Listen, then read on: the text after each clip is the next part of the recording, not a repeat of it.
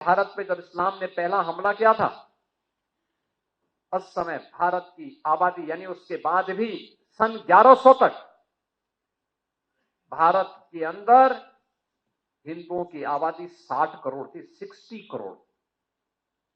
और 1947 में जब ये देश आजाद हुआ, उस समय हिंदुओं की आबादी रह गई थी मात्र 30 करोड़। आप मुझे बताइए, इन 800-900 वर्षों में हमारी आबादी बढ़नी चाहिए थी कि कम होनी चाहिए थी? कम हुई। हम 60 करोड़ से 30 करोड़ पे आ गए, यानी आबादी ही नहीं घटी, हमारी खेती के उत्पादन को भी कम कर दिया गया। ये आबादी जो कम हुई, आक्रांताओं ने ही मारा नहीं, बल्कि भूख से मरे, बीमारी से मरे, तमाम अन्य प्रकार की यातनाओं से मरे। विदेशी दास्ता ऐसे ही होती है।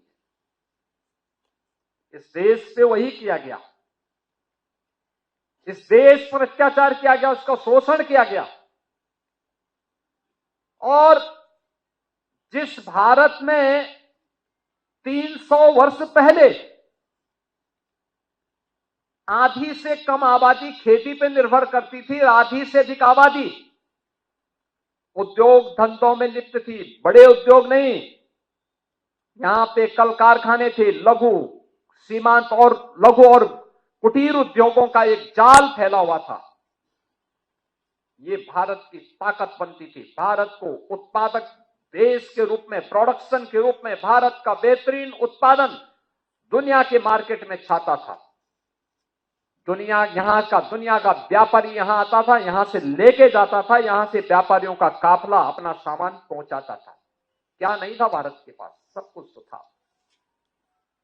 लेकिन जिन लोगों ने जाति के नाम पे बांटा, क्षेत्र के नाम पे बांटा, भाषा के नाम पर बांटा, तमाम बातों के आधार पर बांटा, और आज भी वे उसी विदेशी मानसिकता के साथ काम कर रहे हैं।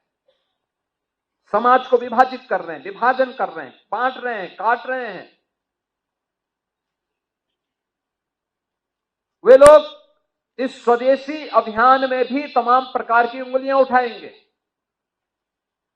लेकिन प्रधानमंत्री जी का जो कहना है कि हम जो भी भारत के श्रमिकों के श्रम से बना हो, हमारे युवाओं की प्रतिभा से आगे बढ़ाओ, वह कोई भी उत्पादक जो भारत की धरती पर भारत के उद्यमी, भारत के व्यापारी, भारत के श्रमिक, भारत के युवा, इन सबके सामूहिक प्रयास से आया है।